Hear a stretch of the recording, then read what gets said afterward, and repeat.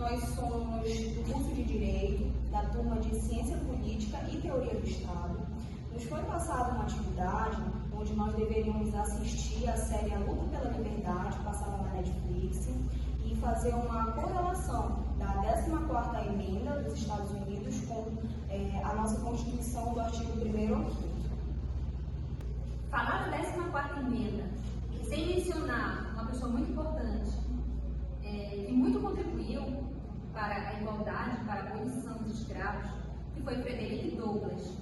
Um escravo negro, fugitivo, virou abolicionista e passou a lutar pela igualdade, pela abolição dos escravos. Muito antes da 14ª emenda, os negros já lutavam. Lá na Constituição dos Estados Unidos, lá no início da Constituição, já existia uma revolução em relação a isso. Então, o ponto inicial foi o Frederick Douglass. O Frederick Douglass foi que discursou para mais de 600 pessoas em locais públicos, ele reunia. E isso era muito difícil para a época acontecer, porque era mal visto. As ideias dele não eram aceitas pela grande maioria. Então, assim, num público de 600 pessoas onde ele se reunia, nem eram negros a maioria, eram brancos, que apoiavam a ideia deles. Mas uma coisa era a teoria e a outra coisa era a prática. Eles iam, apoiavam, mas na hora de ir para frente, de levar para a justiça, para levar para o tribunal, eles não iam. E não acontecia. Nesse contexto, os Estados Unidos do Norte, entre aspas, era menos abolista do que os Estados Unidos do Sul. Os Estados Unidos do Sul é totalmente escravocrata, dependia dessa mão de obra. Então, como a colega já relatou aqui, Frederick Douglass foi de suma importância nesse processo de liberdade para o povo negro. Tanto é que ele foi várias vezes com Abraham Lincoln, que era o atual presidente dos Estados Unidos, porém, Abraham Lincoln não queria essa liberdade para o negro, a princípio, mas depois, devido à Guerra Civil, ele foi obrigado a aceitar o negro, dando a liberdade ao negro. Porém, não foi só isso. Mesmo conseguindo a 14ª emenda dos Estados Unidos, não foi fácil.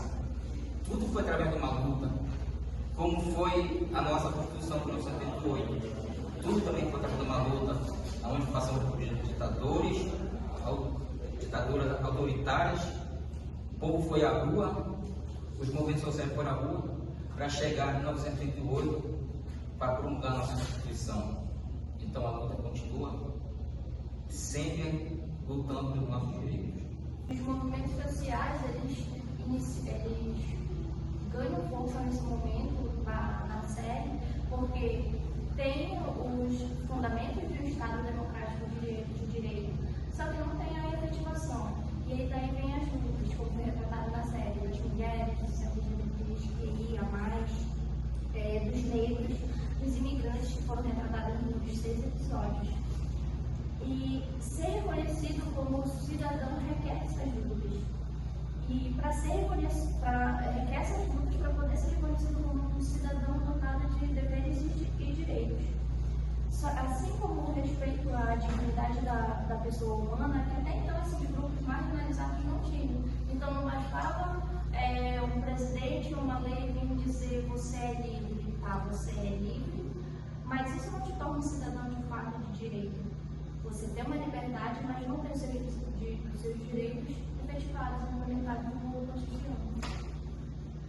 E complementando, mesmo o direito dado a essas pessoas, infelizmente, havia pessoas que não estavam felizes com a liberdade dos negros.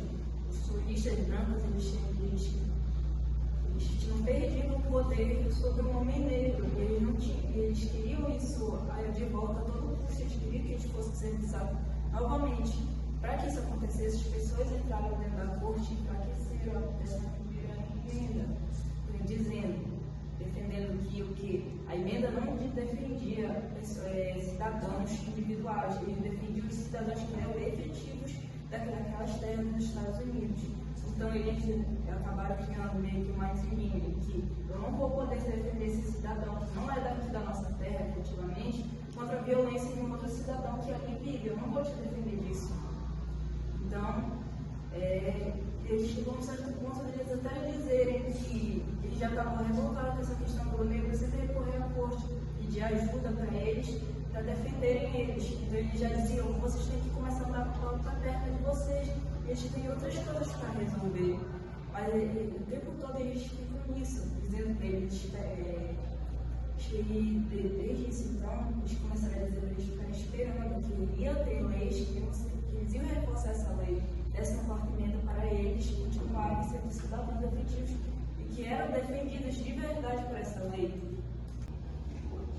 Retomando o que os colegas falaram sobre a série, ela trata diretamente da luta pela cidadania plena e da dignidade da pessoa humana. A 14ª emenda americana redefiniu quem poderia ser considerado cidadão nos Estados Unidos. E a série mostra que essa cidadania era na prática negada a negros, mulheres e minorias. Também aborda a diversidade ao mostrar as diferentes vozes históricas na luta por direito. Entre eles Luther King, a Ruth Bader, que a Ruth, por exemplo, ela foi a juíza da Suprema Corte. Então ela contribuiu muito, tanto para a 14ª emenda, quanto, basicamente, a série nos leva a refletir a nossa Constituição também, que ela define valores como base da República e nos deixa o seguinte questionamento: esses princípios estão sendo realmente aplicados a todos os brasileiros ou eles só estão no papel? E na prática, como é que funciona? De qualquer maneira, tanto a 14ª emenda lá nos Estados Unidos quanto as nossas leis, vai ser sempre uma luta. O que a gente tem que ver é os pontos positivos, pegar deles e lutar contra os nossos direitos. Tem muita coisa também, tem muito preconceito, tem muita desigualdade no nosso país. Eu acho que uma coisa que a nossa Constituição ganha, em termos assim, de ser mais explícita, porque a deles, a gente pode mencionar que são estruturas diferentes de Constituição, isso é gritante. Lá eles têm uma emenda e jogam tudo lá. Nós não, nós temos dois, tipo, do primeiro ao quinto, nós temos direitos civis, todos discriminados, claros, objetivos, mas que não são só aqueles, sabe? Não são taxativos. Então, a nossa Constituição, eu percebo assim, que ela é muito mais completa nesse sentido. Só que interessante isso que tu trouxesse, porque lá, por ser, digamos, pode até ser errado falar dessa forma, mas ela é mais enxuta, digamos assim, só que em compensação de cada 10 estadunidenses que tu conversa, pelo menos uns 8 sabem a Constituição quase de cor. E tu pergunta aqui, no Brasil quase ninguém sabe, nem os seus direitos. Então, Não vai conhecer a Constituição se você estudar para concurso, senão você passa pela vida despercebida e nunca vê. exatamente. Então, cara, assim, é aprender com história, aprender com o que aconteceu e que é sempre uma minoria fazendo revolução e lutar, não desistir. Tem que lembrar, né, que não é por ser um grupo minoritário que são poucos. Na verdade, eles são minoritários porque tem uma representatividade tão larga. Essa série deixa muito assim, um questionamento. Será que as leis que são